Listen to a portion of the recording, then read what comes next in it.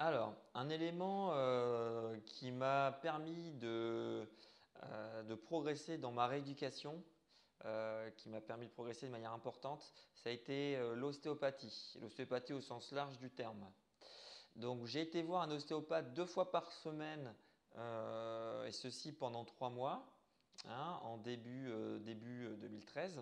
Et ça correspond à la période où mes progrès ont été, je dirais, impressionnants. Donc, pour ma part, et je pense que c'est le cas de beaucoup de gens qui ont la dysphonie spasmodique, on a tendance à être dans un forçage vocal, hein, puisqu'on a du mal à avoir un son relativement élevé. Donc, on va avoir tendance à essayer de forcer et donc à monter notamment le menton vers le haut comme ceci, et puis à créer des contractions au niveau de la gorge et aussi au niveau des épaules. Alors le problème, c'est que plus on crée des tensions au niveau de la gorge, et plus on force. Donc en fait, c'est un cercle vicieux. Donc pour en sortir, moi j'ai été voir un ostéopathe. Au départ, lorsqu'il me touchait au niveau du cou, clairement il me faisait mal, hein. Ça a été douloureux. Et puis au bout de 3 mois, il avait réussi à me détendre le cou et les épaules. Et ça allait beaucoup mieux. Il pouvait me masser, etc. Sans me faire mal. Donc les 3 mois où j'ai réussi à détendre tous ces muscles, ça correspond à la période où j'ai fait d'énormes progrès. Puisqu'en fait, en détendant toute cette partie-ci, eh bien, tous les exercices que je faisais en parallèle, les exercices vocaux, eh bien, ils ont été vraiment plus efficaces. La résonance nasale notamment, que j'expliquais sur l'autre vidéo, se faisait plus facilement. Et la respiration, notamment la respiration lorsque je parlais, se faisait plus facilement, hein. Donc la coordination entre ma respiration et la parole se faisait plus facilement grâce à une meilleure posture, hein. Donc vraiment, je crois que tout est lié. Donc ce qui est important, une fois de plus, c'est de travailler tous ces éléments en parallèle. Donc, 2 exercices que je peux vous montrer.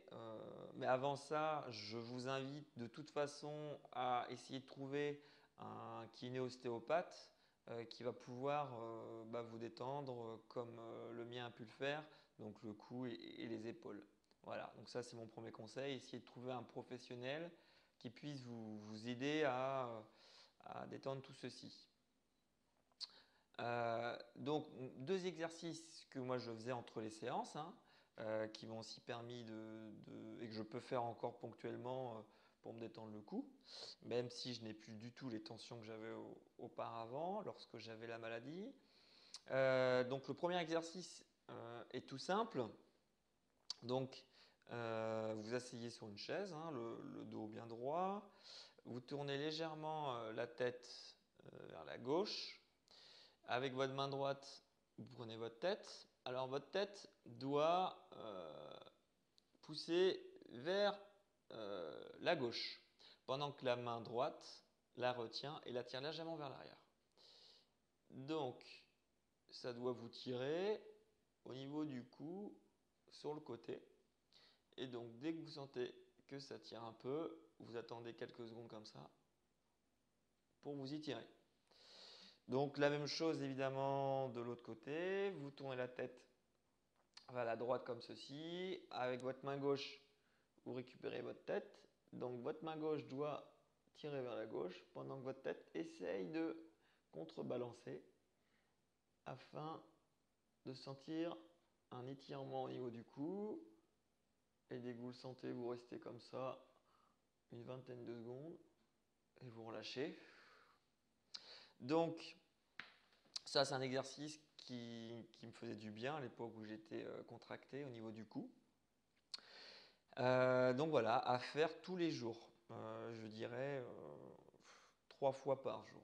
Voilà, matin, midi et soir.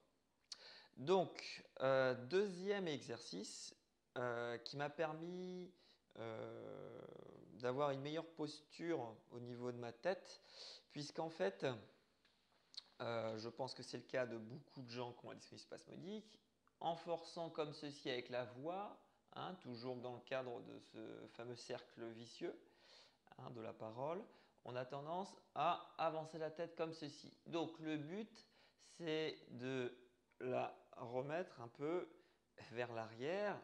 Et pour ce faire, il faut éliminer les tensions qui sont derrière le cou. Donc un exercice simple à faire au quotidien. Je vais vous le montrer. Donc la même chose assis sur une chaise, le dos relativement droit mais pas trop non plus. Et vous descendez la tête comme ceci. Et vous laissez le poids de la tête étirer le cou derrière. C'est-à-dire le poids de la tête va créer un étirement au niveau du cou. Et vous restez comme ceci, une trentaine de secondes, chose comme ça. Donc si je vous le montre de côté, le dos à peu près droit, mais pas non plus de trop. Hein, les épaules relâchées, dos à peu près droit, et la tête comme ceci. Et ça doit tirer à l'arrière du cou. Voilà. Donc ceci une fois par jour. Hein, je pense que ça peut largement aider et participer à retrouver une bonne posture. Donc voilà pour les exercices d'ostéopathie, mais une fois de plus, l'idéal c'est de trouver un kiné-ostéopathe ou un kiné qui va vous détendre si vous avez le cou et les épaules tendus, ce qui était mon cas. Donc un kiné, un professionnel qui va pouvoir vous détendre toute cette partie-là. Et ceci va vous permettre de progresser sur les autres exercices, notamment les exercices vocaux. Voilà, donc moi les 3 mois une fois de plus où j'ai été voir l'ostéopathe, ça correspond à la période où j'ai énormément progressé. Donc voilà.